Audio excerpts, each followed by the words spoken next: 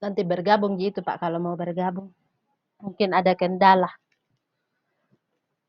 Oke Bapak Ibu, Assalamualaikum warahmatullahi wabarakatuh.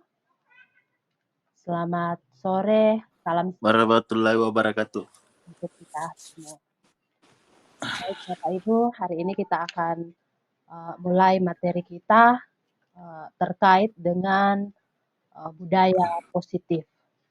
Jadi sebelumnya saya pribadi mengucapkan terima kasih atas partisipasi dari Bapak Ibu sekalian. Sebelumnya izinkan saya untuk share screen terkait materi yang akan kita bahas bersama pada saat ini.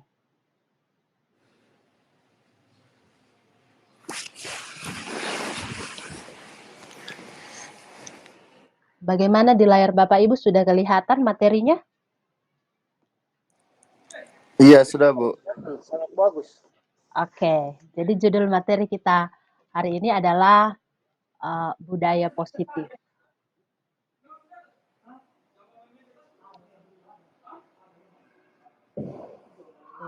Kita mulai dari disiplin positif dan nilai-nilai kebajikan universal.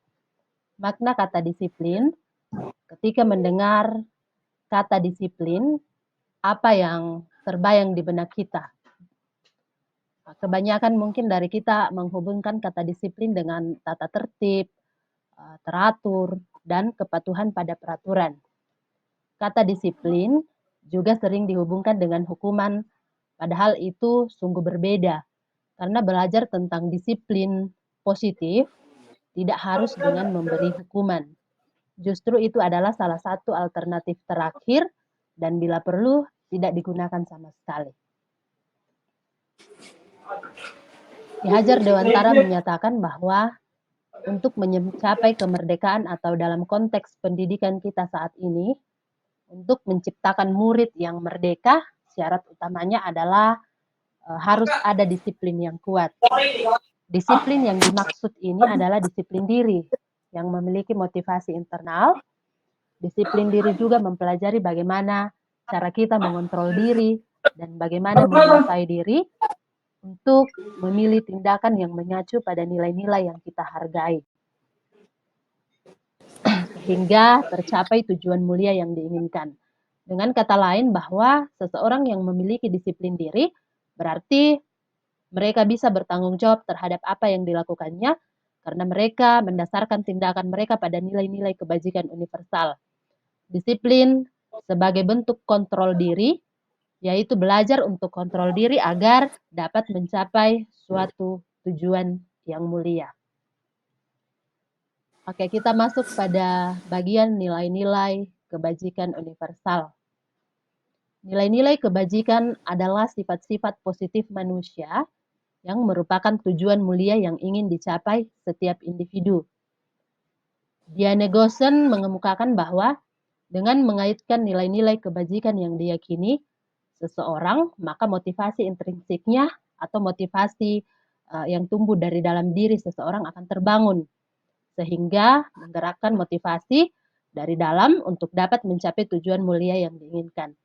Salah satunya adalah nilai-nilai kebajikan yang ingin dicapai oleh setiap anak Indonesia yang kita kenal dengan profil pelajar Pancasila.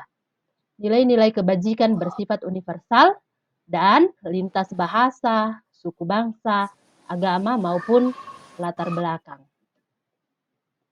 Oke, itu beberapa contoh dari nilai-nilai kebajikan universal. Yang pertama itu profil pelajar Pancasila, yang kita tahu bersama bahwa ada 6 komponennya, yaitu beriman bertakwa kepada Tuhan Yang Maha Esa dan berakhlak mulia, mandiri, bernalar kritis, berkebinakaan global, bergotong royong kreatif. Kemudian ada primary years program, toleransi, rasa hormat, integritas, dan lain sebagainya.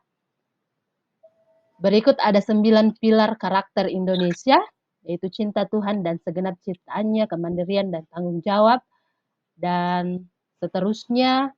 Kemudian ada petunjuk hidup, petunjuk seumur hidup, dan keterampilan hidup. Keterampilan hidup itu dapat dipercaya, lurus hati, mendengar yang aktif, dan selanjutnya. Kemudian ada peduli, penalaran, bekerja sama, keberanian, keingintahuan, dan seterusnya. Kemudian ada the seven essential virtues, empati, suara hati, kontrol diri, dan seterusnya. Oke, sekarang kita masuk dalam teori motivasi hukuman dan penghargaan restitusi. Ada 3 motivasi perilaku manusia. Yang pertama, untuk menghindari ketidaknyamanan atau hukuman. Biasanya orang yang motivasi perilakunya untuk menghindari hukuman atau ketidaknyamanan akan bertanya, apa yang akan terjadi apabila saya tidak melakukannya? Yang kedua ialah teori motivasi yang kedua ialah untuk mendapatkan imbalan atau penghargaan dari orang lain.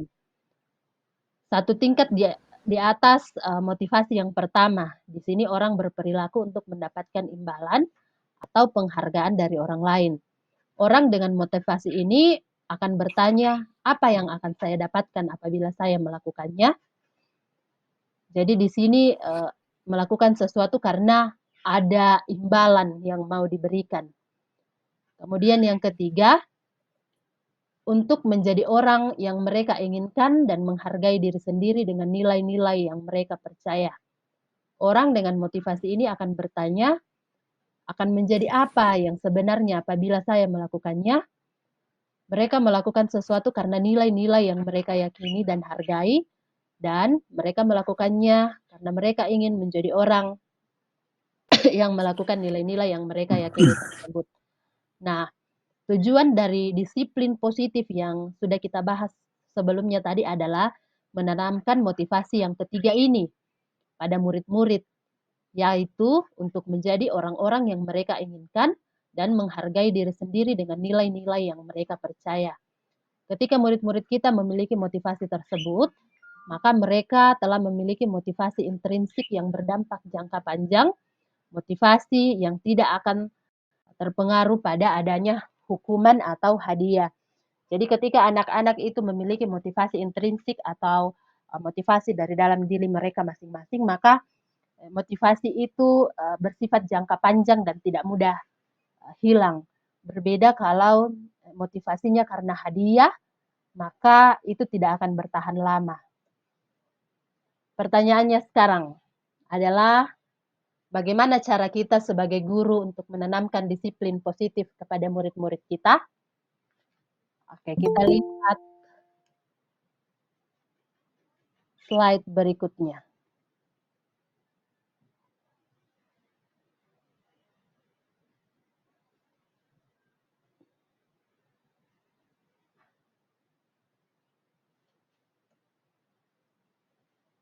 Hukuman, konsekuensi, dan restitusi.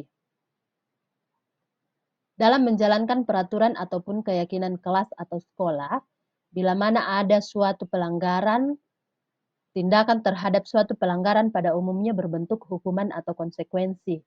Untuk mengatasinya ada yang dinamakan restitusi. Goshen mengatakan bahwa restitusi adalah proses menciptakan kondisi bagi murid untuk memperbaiki kesalahan mereka, sehingga mereka bisa kembali pada kelompok mereka dengan karakter yang lebih kuat.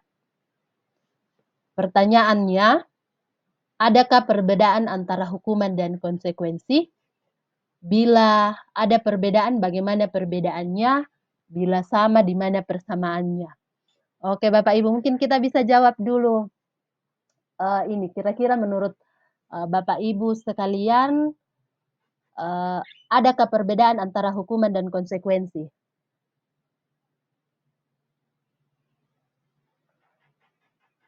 Ada yang bisa jawab? Mungkin kita sharing saja. Ya, Pak Yotam, raise hand. Ya, mungkin menurut saya hukuman itu adalah sanksi atas kesalahan yang dilakukan. Ya. Selanjutnya konsekuensi itu adalah kesepakatan yang dibuat antara dua pihak. Oke. Mungkin itu jawaban saya. Jawaban Pak Yotam. Masih ada Bapak Ibu yang lain yang mau mencoba mengemukakan pendapatnya tentang hukuman dan konsekuensi?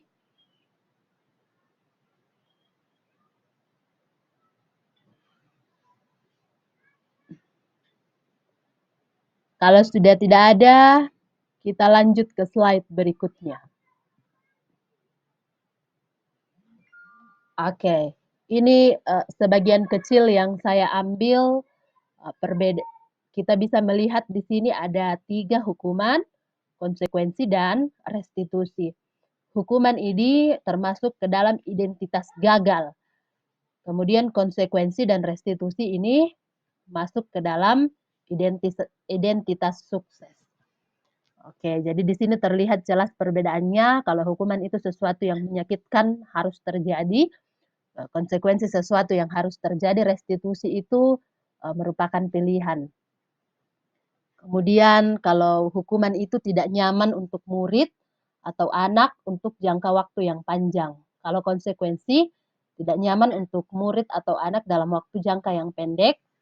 Kalau restitusi menguatkan murid atau anak dalam jangka waktu yang panjang. Kalau hukuman, korban mendapatkan keadilan, konsekuensi korban bisa diabaikan, restitusi korban mendapatkan ganti. Kemudian hukuman murid atau anak akan tersakiti, konsekuensi murid atau anak dibuat tidak nyaman, restitusi murid atau anak mendapatkan penguatan. Oke, berikutnya dihukum oleh penghargaan.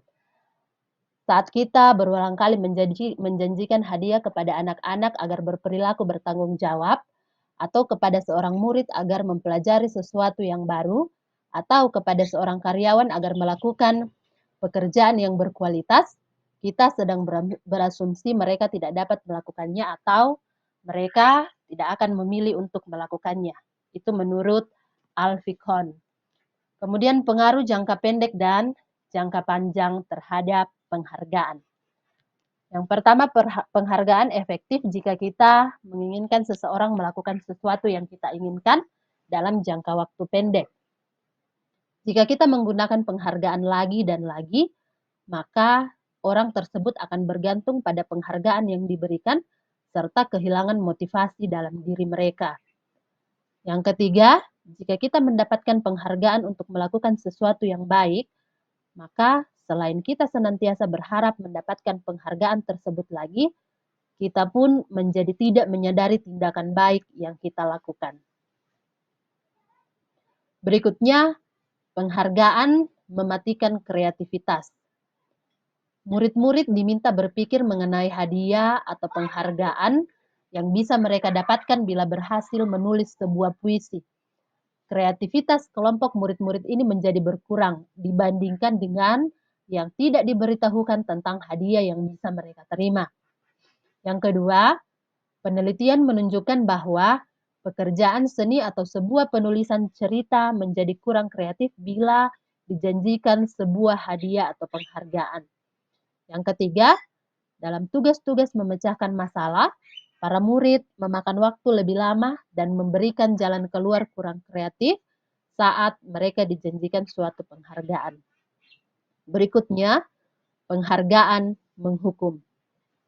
Penghargaan menghukum dalam tanda kutip mereka yang tidak mendapatkan penghargaan. Misalnya dalam sistem ranking, mereka yang mendapatkan ranking kedua akan merasa paling dihukum. Jadi ada menimbulkan rasa iri hati di dalamnya. Kemudian yang kedua, memberikan penghargaan dan hukuman adalah hal yang sama karena keduanya mencoba mengendalikan perilaku seseorang. Yang ketiga, karena orang pada dasarnya tidak suka dikendalikan dalam jangka waktu yang lama, penghargaan akan terlihat sebagai hukuman. Yang keempat, jika suatu penghargaan diharapkan, namun Anda tidak mendapatkannya, Anda akan merasa dihukum.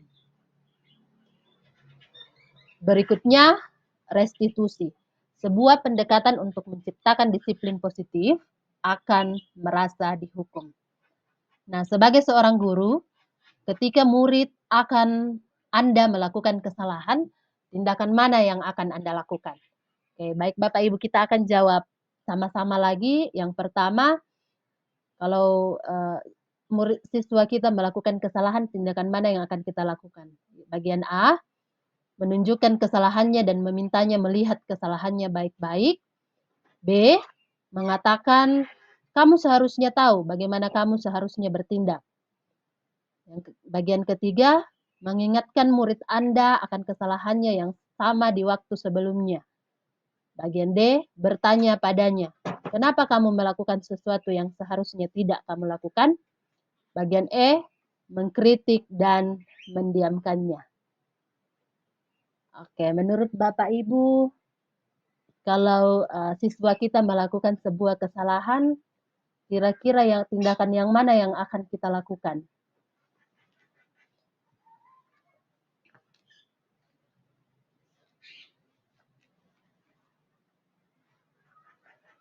Oke, Pak Yotam lagi. Ya, mungkin kalau saya lebih mengarah ke konsekuensi, Konsekuensi. bukan ke hukuman. Ya, Oke, jadi dari beberapa yang tampil ini tidak ada yang dipilih ya Pak? Lebih mengarah ke konsekuensi. Oke, berikutnya. Masih adakah pilihan lain?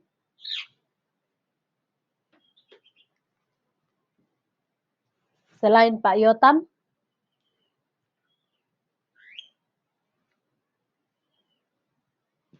Ya, sudah tidak ada. Kalau sudah tidak ada, kita masuk ke slide berikutnya. Jadi, pertanyaan-pertanyaan ini akan terjawab di slide berikutnya. Oke. Kalau kita melakukan tindakan-tindakan di atas tadi, mungkin kita akan membuat murid kita merasa menjadi anak yang gagal. Pertanyaannya sekarang, bagaimana sebaiknya respon kita bila ada murid kita melakukan kesalahan? Kita lihat ke slide berikutnya. Restitusi, sebuah cara menanamkan disiplin positif pada murid. Restitusi membantu murid menjadi lebih memiliki tujuan, disiplin positif, dan memulihkan dirinya setelah berbuat salah. Penekanannya bukan pada bagaimana berperilaku untuk menyenangkan orang lain atau menghindari ketidaknyamanan, namun tujuannya adalah menjadi orang yang menghargai nilai-nilai kebajikan yang mereka percayai.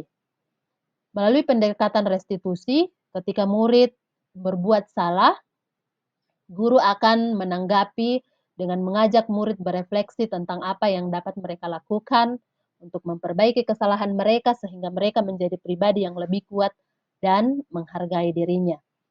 Ada peluang luar biasa bagi murid untuk bertumbuh karakternya ketika mereka melakukan kesalahan, karena pada hakikatnya begitulah cara kita belajar. Murid perlu bertanggung jawab atas perilaku yang mereka pilih, namun mereka juga dapat belajar dari pengalaman untuk membuat pilihan yang lebih baik dari waktu yang akan datang. Oke, kita masuk di dalam keyakinan kelas.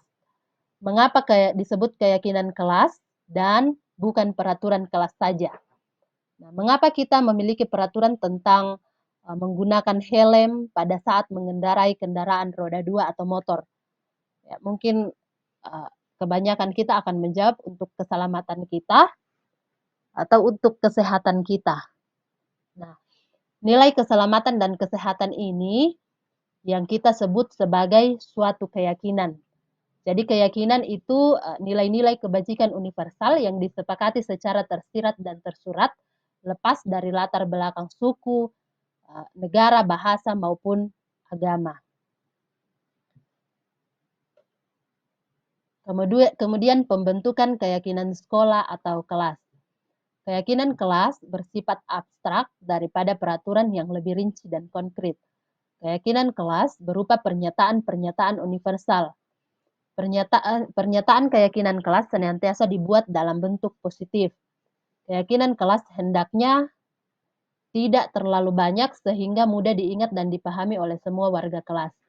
Keyakinan kelas sebaiknya sesuatu yang dapat diterapkan di lingkungan tersebut. Semua warga kelas hendaknya ikut berkontribusi dalam pembuatan keyakinan kelas lewat kegiatan curah pendapat. Berikutnya, bersedia meninjau kembali keyakinan kelas dari waktu ke waktu. Jadi, setelah saya mempelajari modul ini, Di kelas itu saya sudah mencoba membentuk keyakinan kelas bersama dengan siswa-siswa.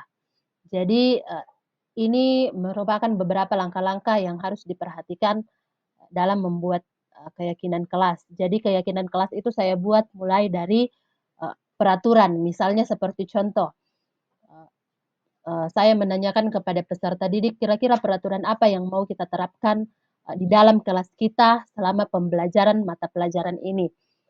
Ada yang bilang mengembalikan barang ke tempatnya atau dilarang mengganggu orang lain. Jadi kita buatkan keyakinan itu atau nilai kebajikan itu dalam bentuk positif. Misalnya kalau mengembalikan barang ke tempatnya itu berarti nilai kebajikannya adalah bertanggung jawab. Dilarang mengganggu orang lain berarti nilai kebajikannya atau keyakinan kelasnya adalah sopan santun. Jadi dibuat dalam bentuk kalimat positif. Kemudian hadir di sekolah 15 menit sebelum pembelajaran dimulai, berarti nilai kebajikan atau keyakinannya adalah tepat waktu. Berikutnya, ini adalah contoh keyakinan kelas 7. Misalnya hormat, bekerja, diterima, dan dimiliki. Jadi ini sebagian kecil dari contoh saja. Kemudian berikutnya adalah kebutuhan dasar manusia. Jadi ada 5 kebutuhan dasar manusia di sini, dan ketika murid melakukan suatu perbuatan yang bertentangan dengan nilai-nilai kebajikan atau melanggar peraturan-peraturan yang ada, maka hal itu sebenarnya dikarenakan karena mereka gagal memenuhi kebutuhan dasar mereka. Jadi tidak ada anak-anak yang nakal, tetapi itu karena ada kebutuhan dasar mereka yang tidak terpenuhi. Nah, kita lihat kebutuhan dasar apa saja. Yang pertama yaitu kebutuhan bertahan hidup atau survival. Kebutuhan bertahan hidup adalah kebutuhan yang bersifat fisiologis untuk bertahan hidup. Misalnya kesehatan, rumah, dan makanan. Komponen psikologis pada kebutuhan ini meliputi kebutuhan akan perasaan aman. Contohnya misalnya kalau di dalam kelas ada peserta didik kita yang mengambil bekal temannya, dan kemudian ketika ditanya mengapa dia mengambil bekal temannya, maka dia menjawab karena dia lapar. Nah ini dikarenakan karena ada kebutuhan untuk bertahan hidup. Kebutuhan berikutnya yaitu kasih sayang dan rasa diterima atau kebutuhan untuk diterima. Kebutuhan ini adalah kebutuhan psikologis, kebutuhan untuk disayangi dan diterima. Kebutuhan ini juga meliputi keinginan untuk tetap terhubung dengan orang lain seperti teman, keluarga, pasangan hidup, teman kerja, binatang peliharaan, dan kelompok di mana kita tergabung. Anak-anak yang memiliki kebutuhan dasar kasih sayang dan rasa diterima yang tinggi biasanya ingin disukai dan diterima oleh lingkungannya. Jadi contohnya seperti tadi ada siswa yang mengambil bekal temannya, dan ketika ditanya alasan ia mengambil bekal temannya, maka dia menjawab dia merasa senang ketika temannya memperhatikan dia.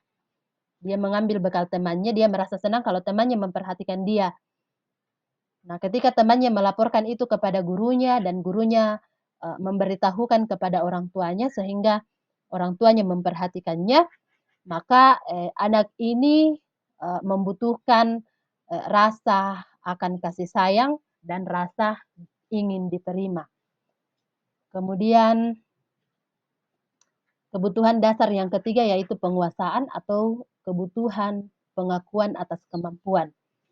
Kebutuhan ini berhubungan dengan kekuatan untuk mencapai sesuatu, menjadi kompeten, menjadi terampil, diakui atas prestasi dan keterampilan kita, didengarkan dan memiliki rasa harga diri.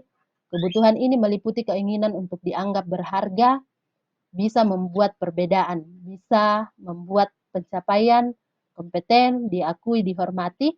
Ini meliputi self-esteem dan keinginan untuk meninggalkan pengaruh.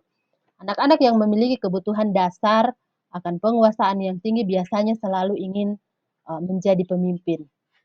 Nah, sama kasusnya tadi, ketika anak tersebut kita tanya mengapa kamu mengambil bekal temanmu, maka ia menjawab ia merasa hebat kalau temannya jadi takut terhadap dia.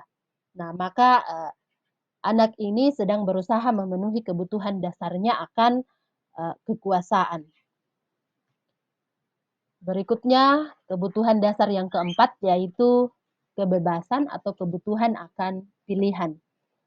Kebutuhan untuk bebas adalah kebutuhan akan kemandirian, otonomi, memiliki pilihan dan mampu mengendalikan arah hidup seseorang.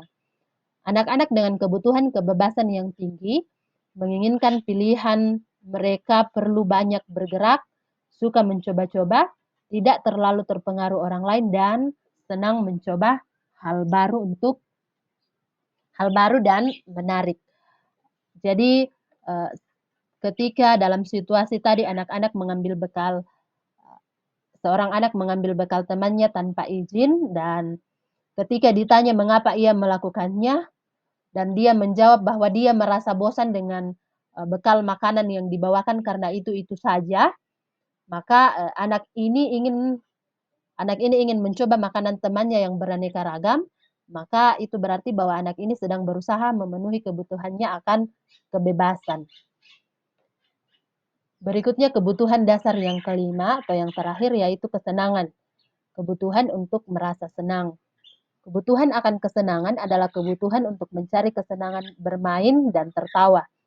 Anak-anak dengan kebutuhan dasar kesenangan yang tinggi biasanya ingin menikmati apa yang dilakukan.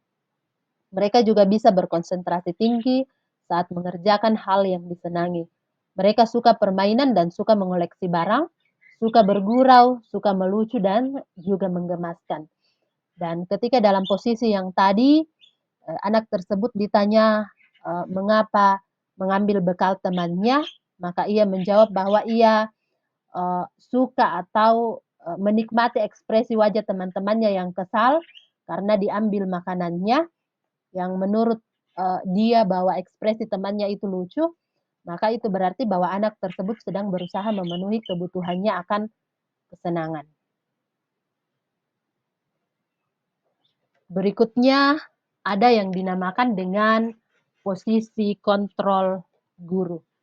Jadi posisi kontrol guru ini juga ada 5. Yang pertama yaitu sebagai penghukum. Seorang penghukum bisa menggunakan hukuman fisik maupun verbal. Orang-orang yang menjalankan posisi penghukum senantiasa mengatakan bahwa sekolah memerlukan sistem atau alat yang dapat lebih menekan murid-murid lebih dalam lagi. Jadi contoh kata-kata yang biasa dikatakan oleh guru dalam posisi penghukum yaitu patuhi aturan saya atau awas kalau kamu tidak patuhi.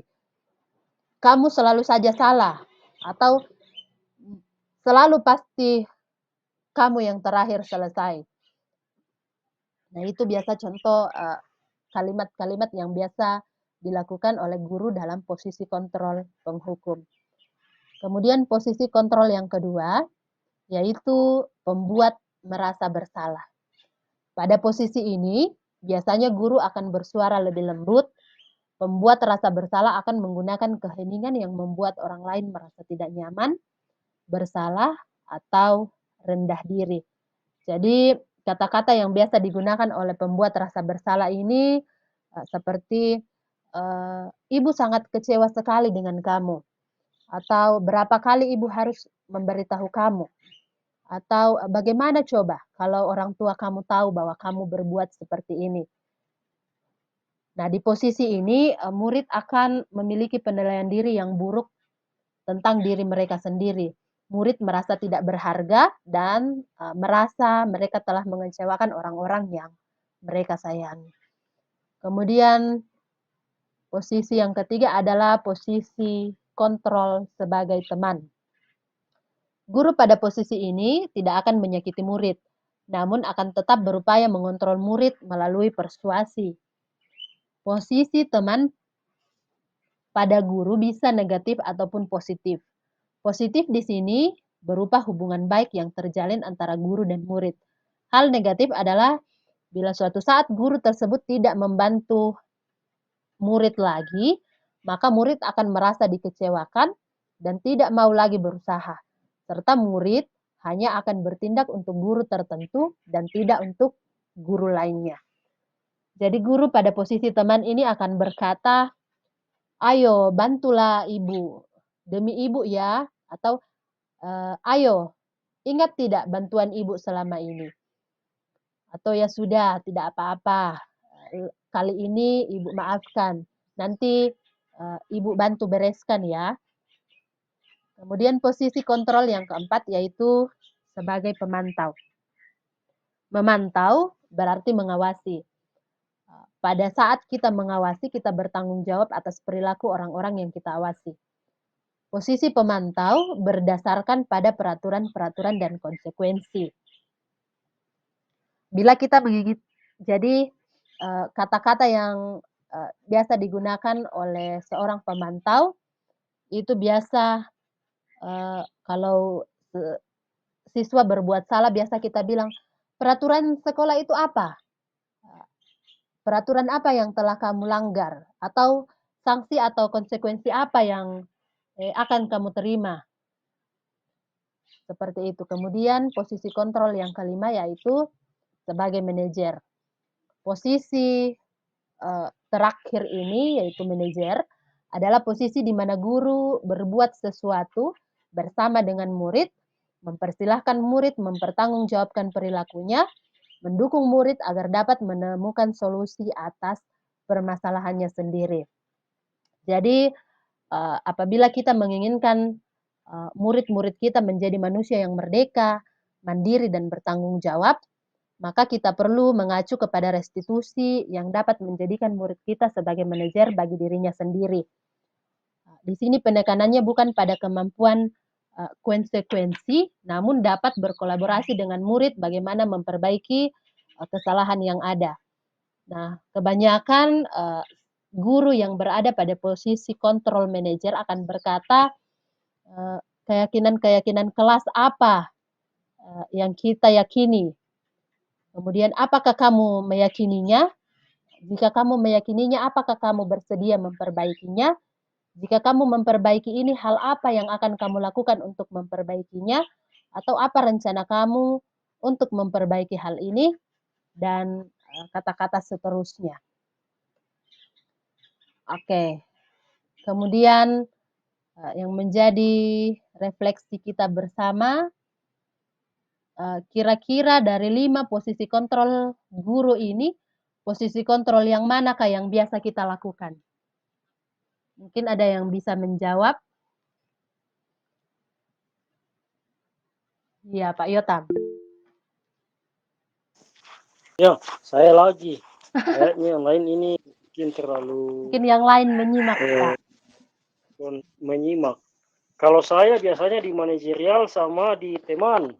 Di teman ya. Oh, Posisi manajerial dan sebagai teman.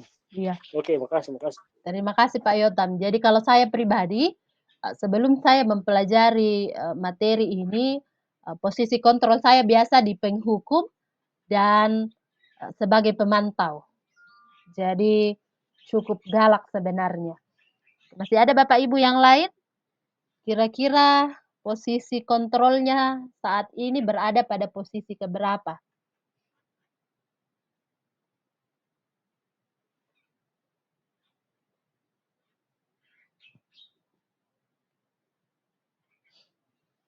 Sudah tidak ada ya? Kalau tidak ada, kita lanjut kepada poin berikutnya.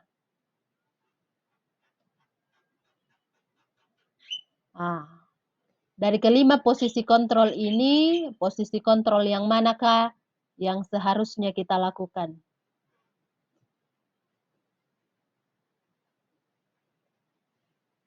Dari kelima penjelasan tadi, Bapak Ibu kira-kira posisi kontrol yang mana yang seharusnya kita lakukan?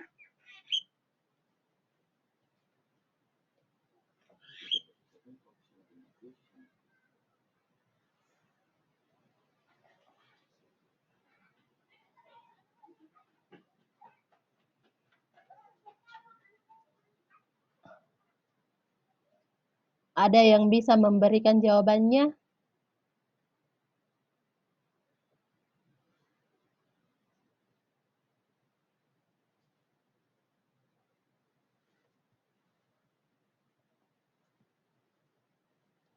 Coba kita tes dulu Bapak Ibu. Ini, oh ya Pak Yotam sudah kembali masuk.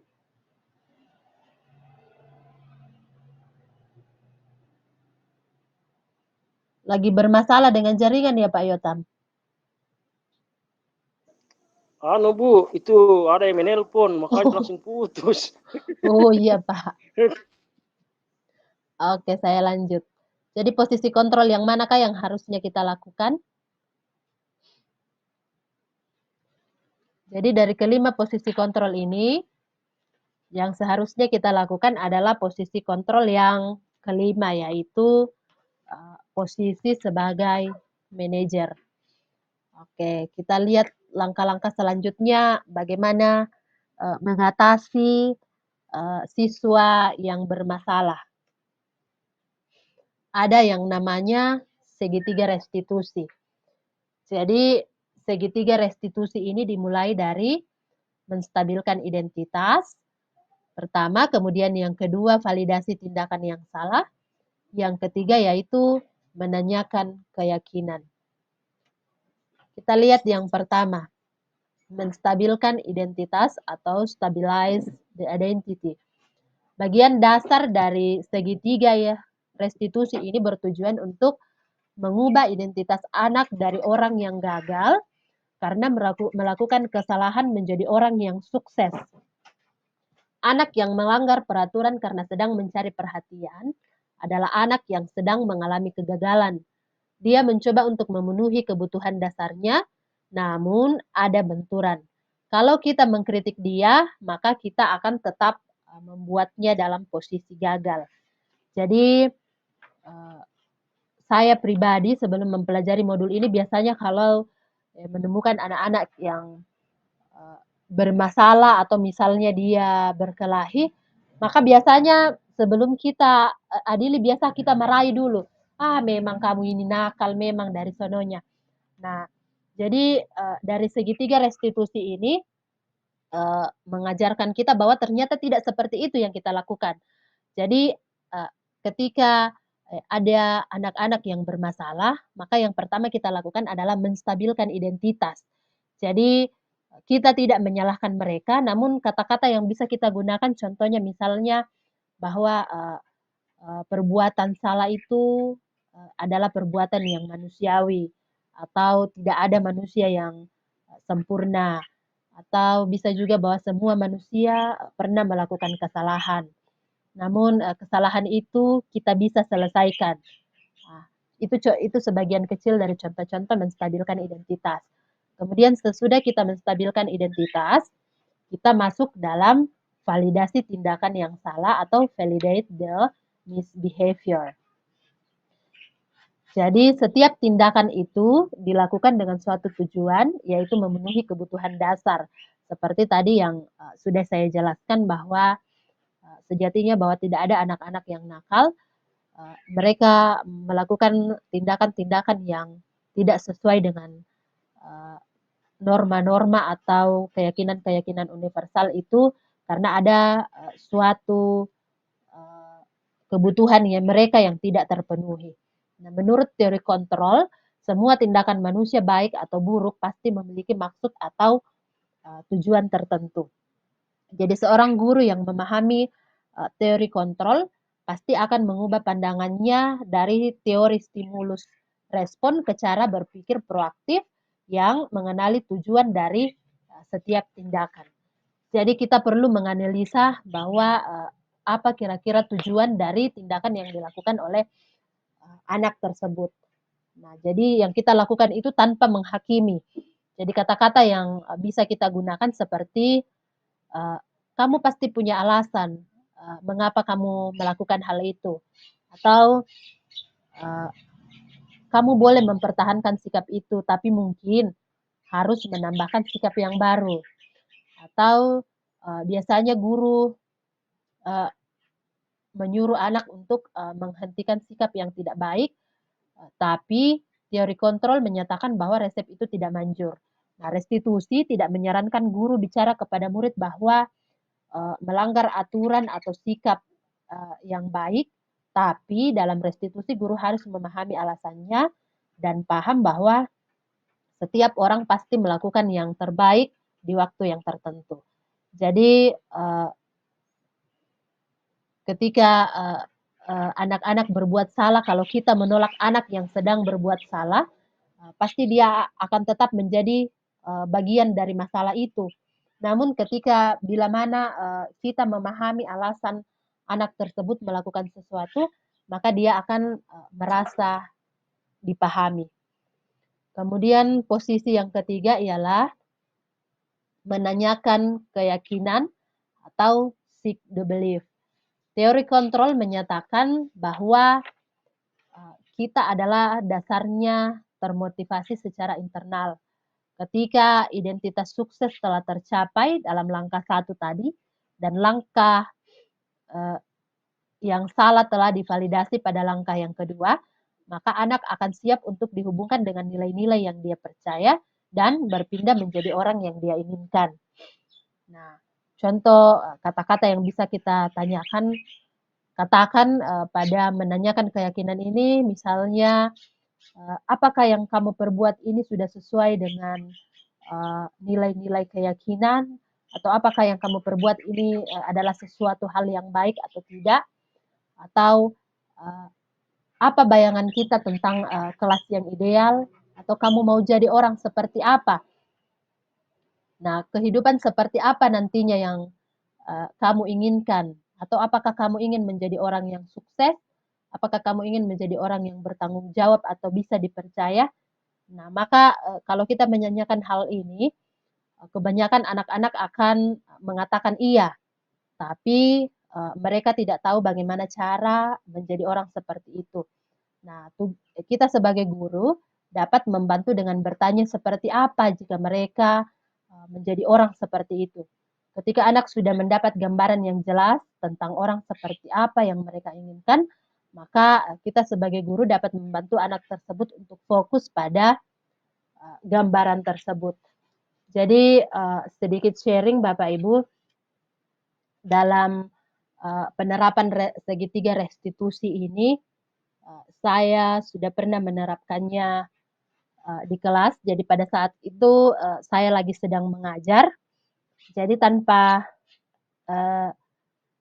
sengaja saya mendengarkan peserta didik saya mengeluarkan kata-kata yang kotor yang ditujukan kepada temannya.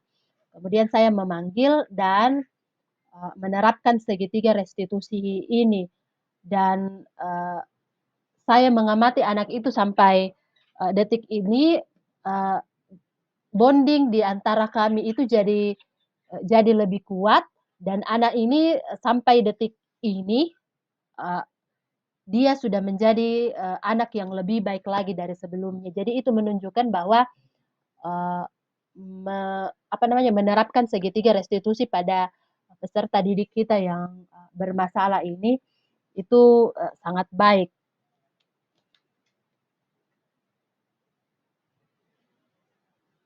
Oke, jadi demikian pemaparan materi dari saya. Diucapkan terima kasih atas partisipasi Bapak Ibu sekalian. Sekarang kita masuk dalam sesi tanya jawab. Kalau ada yang mau ditanyakan terkait materi yang telah disampaikan tadi, dipersilahkan.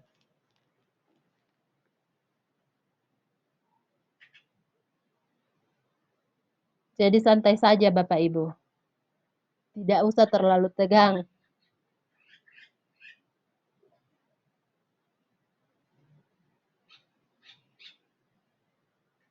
Ada yang mau ditanyakan terkait dengan materi tadi?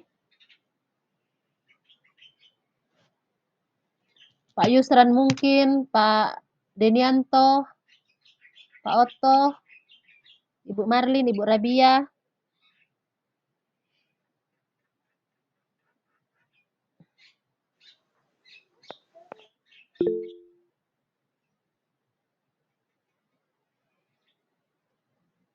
Mungkin saya, Bu, Iya, iya Pak Yotam. Silakan. kira-kira apa contohnya itu kontrol negatif supaya kita bisa bedakan positif dengan yang negatif. Oh, teori kontrol positif dan negatif yang apa tadi? Pemberian hadiah ya Pak atau apakah? Eh, maksud saya teori kontrol yang negatif yang kira-kira biasa kita lakukan di sekolah, yang tanpa kita sadari ya kita ternyata melakukan teori Oh kontrol iya. yang negatif. Jadi Makasih, makasih. jadi dari kelima posisi kontrol yang sudah kita pelajari bersama, jadi yang disarankan di situ adalah posisi sebagai manajer. Jadi bagaimana kita menerapkan teori kontrol sebagai manajer.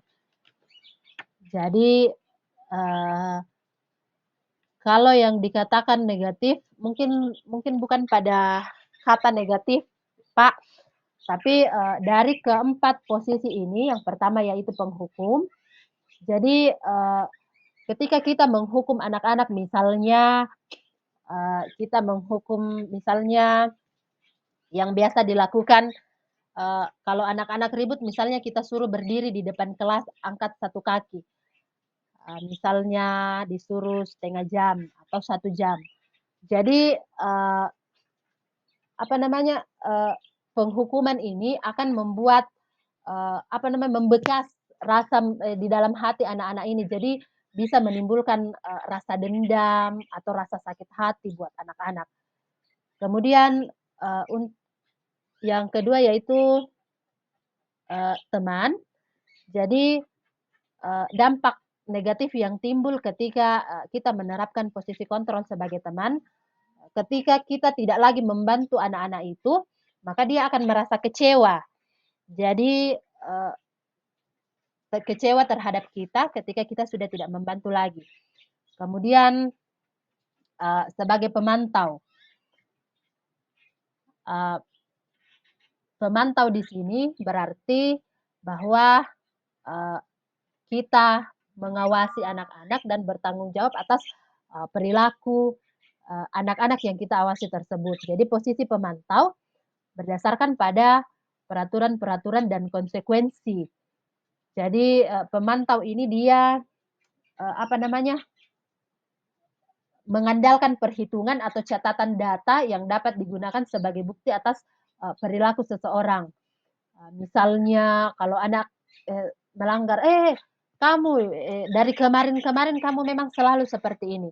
Jadi mengeluarkan kata-kata seperti itu, statement-statement seperti itu yang membuat anak-anak merasa down. Jadi dan yang seharusnya dilakukan dari posisi manajer dan menerapkan segitiga restitusi itu, bahwa diketahui bahwa ketika anak berbuat salah itu berarti anak berada pada posisi gagal. Jadi bagaimana kita mau mengubah posisi gagal tersebut menjadi sukses, itu menggunakan segitiga restitusi dan sebagai posisi kontrol manajer. Seperti itu, Pak.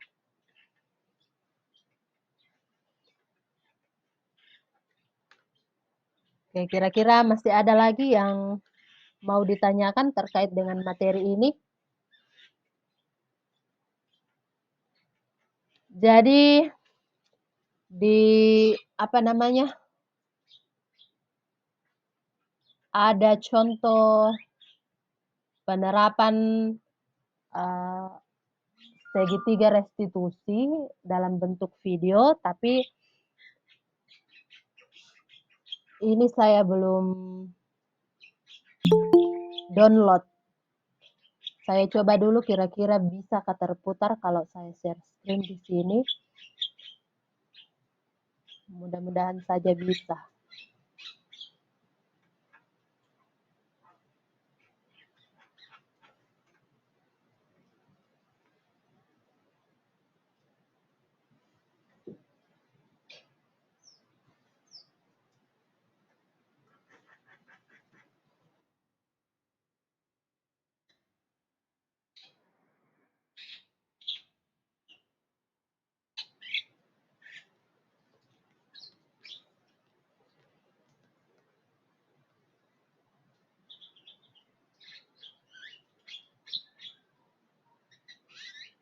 Di sini hujan, bagaimana di tempatnya Bapak Ibu, hujan kah juga? Sudah mulai tidak kedengaran di sini. Berarti lebih deras di situ, di sini baru gerimis-gerimis.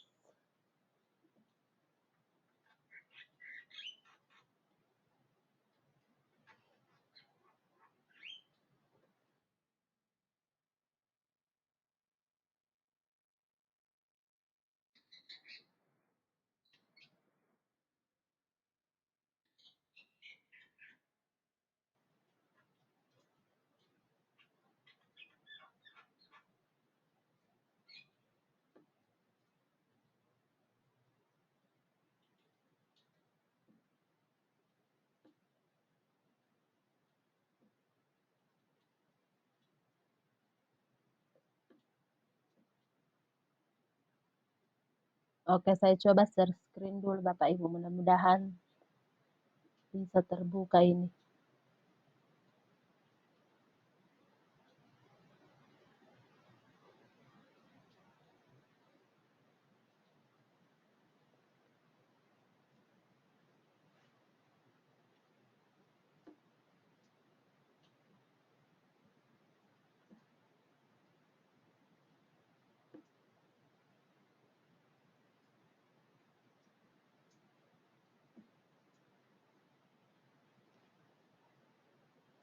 Oke, ini bisa kelihatan di layarnya Bapak Ibu?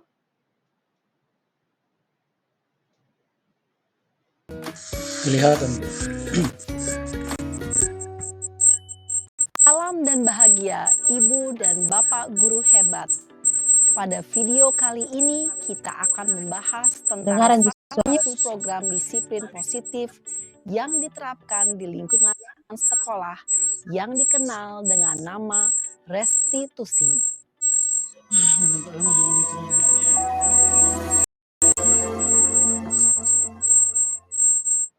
Restitusi dikembangkan oleh pakar pendidikan Diane Gossen, berlandaskan pada teori kontrol Dr. William Glasser. Segitiga restitusi adalah suatu proses dialog yang dijalankan oleh guru atau orang tua agar dapat menghasilkan murid yang mandiri dan bertanggung jawab.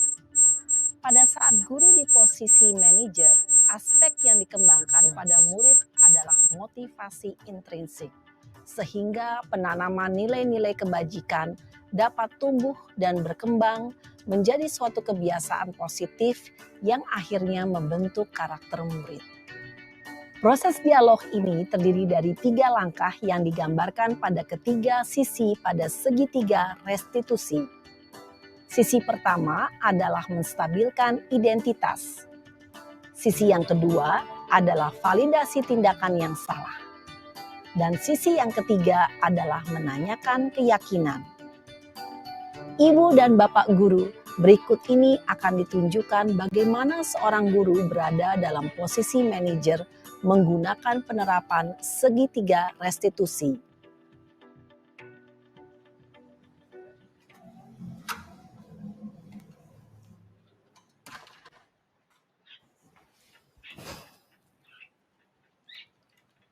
Siang, Sarah. Siang, Pak. Sudah lama nggak ketemu Sarah? Kenapa hari ini ada di sini? Kesel, Pak. Kesel banget. Masa aku dikatain tukang fitnah, Pak? Ya aku marah lah. Aku balik ngatain Eka di depan kelas. Kesel banget. Oh, begitu. Ya pasti kamu marah dan kesal. Bapak juga akan marah apabila ada yang menuduh Bapak seperti itu. Kemudian, pada saat itu, kamu mau melakukan apa? Ya saya langsung ngatain Eka lah, Pak. Kesel banget. Saya bentak-bentak dia depan teman-teman lain. Oh, begitu. Pasti kamu melakukan seperti itu karena suatu alasan tertentu, bukan? Iyalah, masa saya diam saja, Pak? Ya saya bela diri lah. Masa saya dituduh tukang fitnah? Ya wajarlah. Mempertahankan harga diri itu sesuatu yang penting buat kamu. Untung kamu tidak bertindak lebih gegabah lagi. Hanya membentak-bentak. Iya, Pak. Untung saya masih bersabar dan hanya membentak saja. Sudah gemes padahal. Saya pasti bela diri lah. Ya pasti ya. Tapi kamu memilih untuk tetap bertahan dan bersabar. Kamu memilih untuk tidak berbuat lebih parah lagi, bukan? Iya. Nah, sekarang coba kita lihat lagi. Tindakan kamu yang bentak-bentak Eka di kelas. Tindakan kamu itu kira-kira sesuai dengan keyakinan kelas atau prinsip kamu tidak? Enggak lah, Pak. Capek, Pak, jadi pemarah. Jadi keyakinan atau prinsip mana yang kurang sesuai dengan keinginan kamu? Ya, saya sebenarnya sangat menghargai orang lain. Mungkin saat itu saya menjadi emosi, jadi tidak menunjukkan sikap itu. Kamu meyakini tidak? Menghargai orang lain itu penting buat kamu. Yakinlah, Pak. Iya, setuju. Kita harus saling menghargai.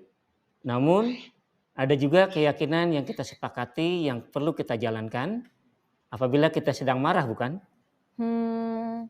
Ya, saya bisa lebih proaktif, mulai dengan diri sendiri. Saya bisa jadi lebih bersabar, mengambil waktu jeda untuk berpikir mau apa selanjutnya. Kira-kira kamu bersedia memperbaiki masalah ini tidak? Bersedia, Pak. Kalau kamu memperbaiki masalah ini, kamu akan menjadi orang seperti apa? Saya akan menjadi orang yang bertanggung jawab kali ya, Pak. Dan senantiasa proaktif. Iya, menurut kamu bagaimana rasanya menjadi orang seperti itu? Ya nyaman lah, bangga bisa bersabar dan menahan diri. Baiklah kalau begitu. Yuk kita pikirkan bagaimana memperbaiki masalah ini.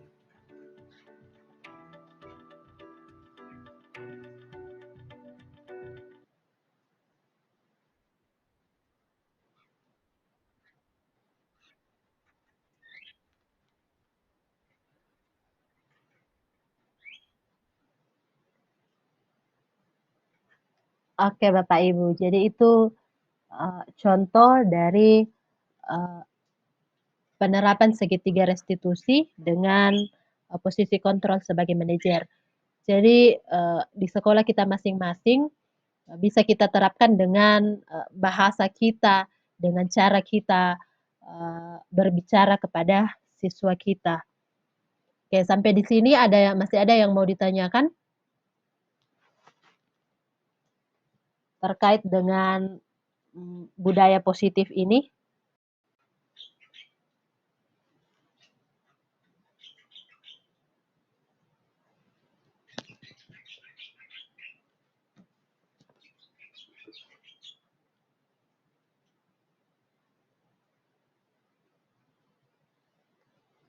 Kalau sudah tidak ada yang mau ditanyakan ya Bapak Ibu.